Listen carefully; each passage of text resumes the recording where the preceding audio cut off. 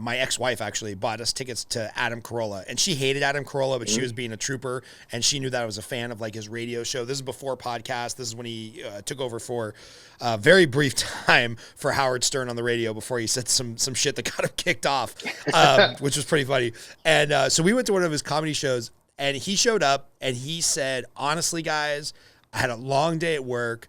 I don't want to do this fucking show. Like, I'm here because I'm contractually obligated to, but I appreciate you guys showing up. I have no prepared material. How about you guys just give me stuff from the audience that you don't think I would have any chance of complaining about, and I'll complain about it.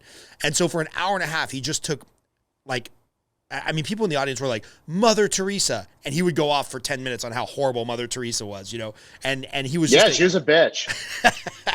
He was, well, Fuck her. I think his point was that she kept everybody in poverty to feel better about herself. But I mean, he was just nailing it. And the improv skills were just something that I was like, oh, that's a different kind of comedy. That's not what we showed up for, but it was hilarious nonetheless. Right. And he just could not be stopped that night. He was so angry and so grumpy and so didn't want to be there. Like the anger and the fury for anything.